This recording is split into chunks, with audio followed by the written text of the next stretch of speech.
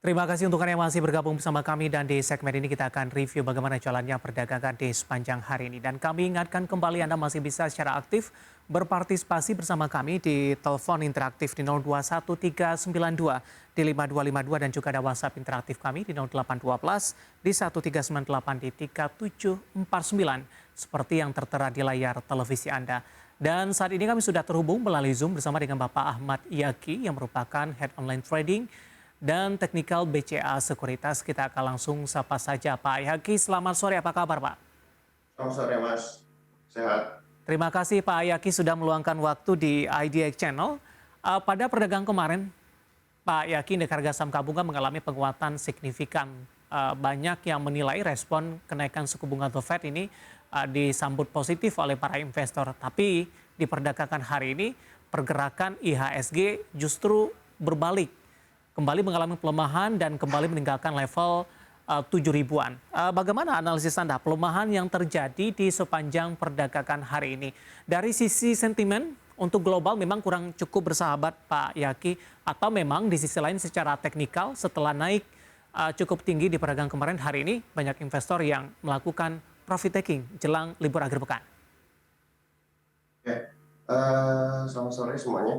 Kalau dia dari pergerakan 2 hari lalu memang mulai dari hari Rabu, Kamis dan sekarang Jumat, kami dari sisi BCA Technical, dari sisi BCA Sekuritas lebih melihat ini sebagai asing untuk profit taking ya. Karena kalau kita lihat juga dari market US memang semalam koreksi, cuman kalau kita lihat lebih detail lagi di intraday-nya kemarin, justru menjelang pre-closing market US justru ribuan ya, walaupun ditutup masih di zona merah ya.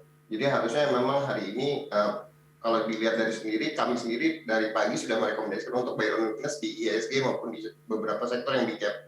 Karena bagaimanapun juga potensi koreksi lanjutan setelah 2 hari kenaikan itu sudah terlihat secara pattern shadow candle di 2 hari terakhir cukup tinggi yang di atas, jadi potensi penguatan lebih terbatas daripada koreksinya.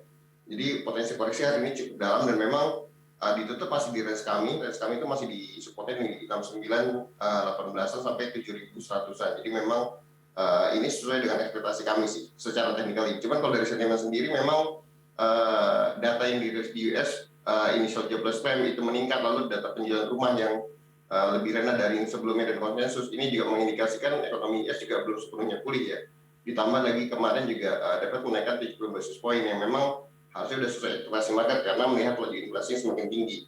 Jadi memang kekhawatiran ini mulai beralih ketika dari sebelumnya market US naik karena dapat menaikkan 70 basis point sesuai ekspektasi pasar, lalu di hari berikutnya data initial jobless claim justru malah meningkat, lalu data penjualan rumah juga turun secara month of month dan dari sebelumnya juga sama. Jadi memang kekhawatiran investor lebih beralih ke resesi jangka pendek di ekonomi US itu sendiri sih.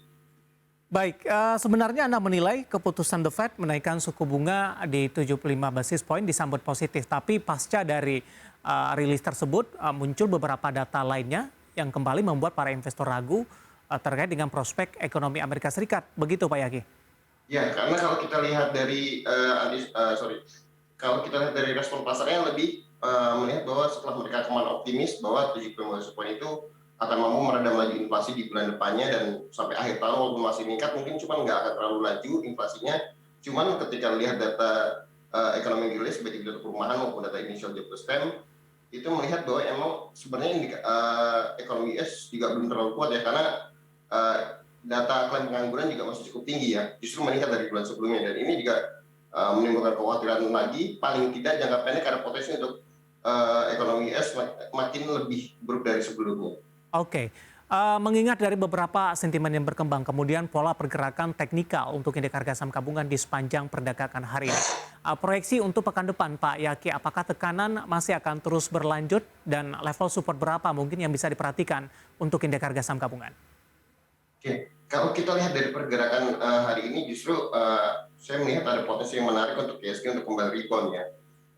Support terdekat ISG masih di area 6880 sampai 6890. Kalaupun itu break masih ada upper Bollinger Band itu di sekitar 6812 sebagai penjaga ISG. Karena itu juga ada di situ ada gap minor ya di sekitar 6822. Cuman kami masih merekomendasikan hal yang sama untuk ISG hari Senin, cenderung buy on weakness untuk ISG-nya, tapi cenderung trading buy untuk saham-saham big cap ya, terutama di big bank yang hari ini juga nggak terlalu dalam ya, kecuali Bank Mandiri.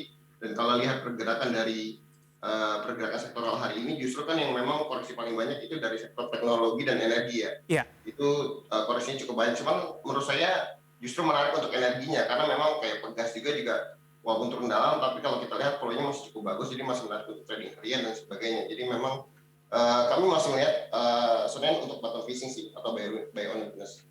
Oke. Dengan support 6812 sampai 6880 dan resistance di sekitar 7080-an. Baik. Terkait dengan pergerakan beberapa sektor yang hari ini menjadi pemberat, tadi juga sempat Anda singgung, ada energi, perbankan, kemudian juga teknologi. Tadi lebih direkomendasikan kepada trading untuk saham-saham perbankan big cap. Ada alasan tertentu tidak Pak, kenapa merekomendasikan perbankan big cap tadi? Tadi pun juga sebenarnya sempat Anda singgung, koreksi yang terjadi untuk perbankan big cap tidak terlalu dalam untuk perdagangan hari ini.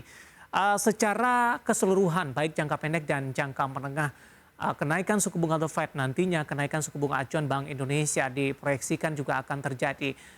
Prospek dari perbankan big cap akan cenderung lebih baik ke depannya atau seperti apa Pak Yaki? Secara logika simpelnya harusnya ketika suku bunga banknya naik, margin dari bank sendiri juga harusnya makin bagus ya. Ya. Ketika margin dari margin pendapatan bank itu semakin bagus, otomatis kinerjanya juga semakin baik. Jadi potensi kinerjanya akan semakin bullish. Jadi maksudnya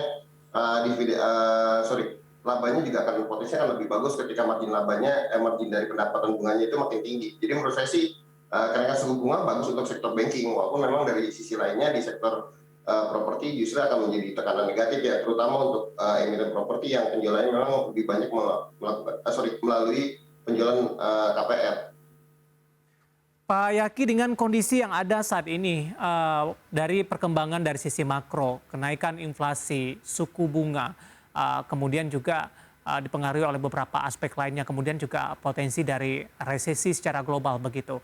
Apakah memang dari masing-masing sekuritas saat ini sudah mengkaji ulang kembali target, terutama dari sisi kinerja emiten-emiten yang ada di Bursa Efek Indonesia, terutama untuk kuartal 3 dan kuartal keempat nanti? Apakah ini akan mempengaruhi tidak? Kalau terkait kenaikan suku bunga pasti ada pengaruhnya, karena bagaimanapun juga kan dalam setiap perhitungan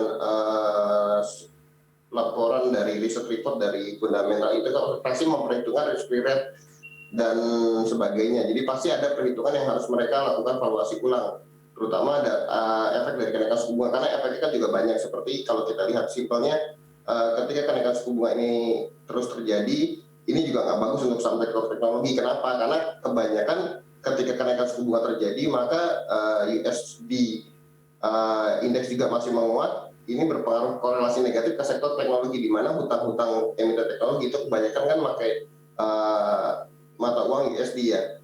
Otomatis beban bunga mereka juga akan lebih meningkat sih. Korelasinya sih lebih negatif ke sektor teknologi, tapi korelasinya positif ke sektor banking. Seperti itu Mas, jadi pasti ada valuasi ulang yang akan dilakukan oleh para analis fundamental, baik dari BCA Sekuritas ataupun beberapa broker lain, jika melihat kenaikan suku bunga yang akan terjadi.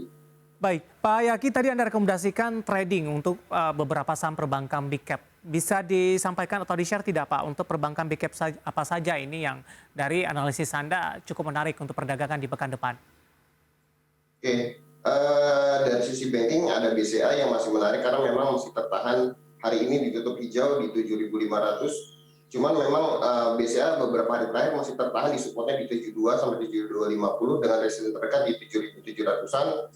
Lalu ada BBRI juga sama, masih tertahan di area bawah, dan hari ini juga muncul Logistar di area di bawah MA5-nya. Jadi harusnya ada potensi technical rebound lagi di hari Senin atau Selasa. Resistance terdekat itu di sekitar 4470 dengan support terdekat itu di sekitar 4320-an. Lalu juga ada hari ini juga ada, kalau kita lihat di big cap-nya selain itu, Mandiri bisa bottom fishing atau buy weakness di area MA60-nya itu di sekitar 7.900-an, karena potensinya 7.900 BMRI cukup bagus untuk rebound-nya dengan resistance terdekat di area 8.400 sampai 8.500.